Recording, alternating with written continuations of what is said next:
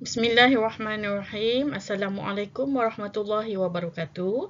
Pertama sekali saya ingin mengucapkan ribuan terima kasih kepada Persidangan Antarabangsa Kaizen dalam pengurusan Pendidikan Sains, Sosial dan Teknologi 2020 kerana menerima kertas pendidikan saya yang bertajuk Hubungan antara tahap kesediaan pembelajaran arahan kendiri dengan tahap penerimaan e-pembelajaran di kalangan pelajar kulineri di Kolej Komuniti Sungai Petani. Dalam era teknologi maklumat dan komunikasi, e-pembelajaran menjadi satu istilah yang popular dan mempunyai pelbagai tafsiran dan persepsi. E-pembelajaran dapat didefinisikan sebagai satu proses pembelajaran yang menggunakan sistem atau komponen elektronik bagi mempelbagaikan penggunaan teknologi untuk meningkatkan kebolehcapaian dan keberkesanan pembelajaran. E-pembelajaran ini melibatkan penggunaan komputer atau komponen elektronik termasuk CD-ROM dan bahan pembelajaran melalui dalam talian online.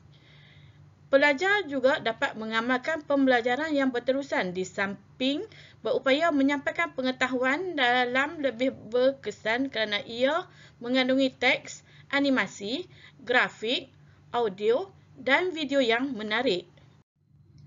Pengajaran dan pembelajaran dalam talian PDPDT atau e-pembelajaran telah mula diperkenalkan di Kolej Komuniti Sungai Petani akibat dengan penularan COVID-19 yang melanda negara kita pada awal tahun ini. Pengajaran dan pembelajaran secara bersemuka tidak dapat dijalankan dan tidak digalakkan oleh Jabatan Pendidikan Politeknik dan Kolej Komuniti. Kolej Komuniti Sungai Petani telah mengambil inisiatif dengan memperkenalkan Google Classroom dan Google Meet untuk kegunaan pensyarah dalam pengajaran dan pembelajaran. Objektif kajian ini untuk mengenal pasti tahap penerimaan e-pembelajaran di kalangan pelajar kulineri di Kolej Komuniti Sungai Petani. Kedua, mengenal pasti tahap kesediaan pembelajaran arahan kendiri di kalangan pelajar bidang kulineri di Kolej Komuniti Sungai Petani. Ketiga, mengenal pasti hubungan tahap kesediaan pembelajaran arahan kendiri dengan tahap penerimaan e-pembelajaran di kalangan pelajar kulineri Kolej Komuniti Sungai Petani.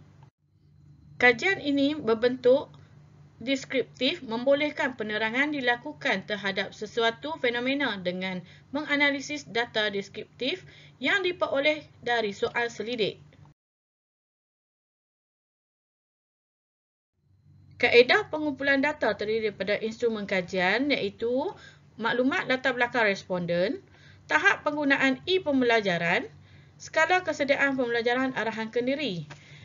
Sampel kajian terdiri daripada pelajar kulineri semester 1, 2 dan 3 di Kolej Komuniti Sungai Petani. Kajian ini melibatkan seramai 106 orang responden telah berjaya menjawab dan memulangkan soal selidik. Soal selidik ini menggunakan pengukuran skala Likert 5 iaitu sangat tidak setuju, kurang pasti, setuju dan sangat setuju untuk melihat tahap penerimaan e-pembelajaran dalam kalangan pelajar. Hasil dapatan kajian menunjukkan tahap penerimaan e-pembelajaran secara keseluruhannya mencatatkan nilai min 3.68 dan sisihan piawaian 0.64. 9 item menunjukkan min berada pada tahap tinggi iaitu antaranya adalah item 11, e-pembelajaran akan menjimatkan masa untuk mendapatkan bahan rujukan. Item 18, e-pembelajaran menyediakan maklumat yang berkaitan. Dan juga item 16, e-pembelajaran menyediakan maklumat yang baik. Ini bermakna responden bersetuju bahawa ianya menjimatkan masa untuk mendapatkan bahan rujukan, baik, mudah difahami dan juga tepat pada masa. Slaid 8, 9 dan 10 adalah merangkumi jadual 11 iaitu min dan sisihan piawaian bagi kesediaan pembelajaran arahan kendiri.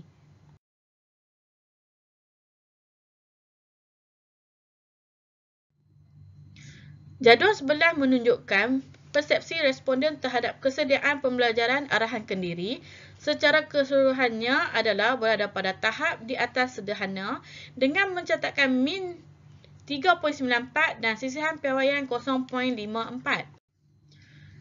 3 item menunjukkan min berada pada tahap tinggi iaitu item 11, saya amat menghormati orang yang suka mempelajari perkara baru. Item 28, umur tidak akan menghalang saya daripada mempelajari perkara baru. Item 17, saya suka memikirkan masa hadapan. Ini bermakna responden bersetuju bahawa menghormati orang yang suka mempelajari perkara baru, umur tidak akan menghalang mereka daripada mempelajari perkara baru dan suka memikirkan masa hadapan yang diperlukan dalam mempengaruhi kesediaan pembelajaran arahan kendiri. Kajian menunjukkan tahap penerimaan responden terhadap pelaksanaan e-pembelajaran berkadar langsung dengan kesediaan pembelajaran arahan kendiri pada nilai korelasi 0.444. Kesimpulan, hasil yang diperolehi menunjukkan ketiga-tiga objektif yang ditetapkan pada awal kajian telah tercapai. Kajian ini dapat melihat tahap penerimaan pelajar CJ Kulineri di Kolej Komuniti Sungai Petani terhadap e-pembelajaran dan persepsi kesediaan pembelajaran arahan kendiri mereka, sekaligus mengenal pasti hubungan antara kedua-dua pemboleh ubah tersebut telah dihuraikan dalam rumusan yang dijalankan terhadap dapatan kajian.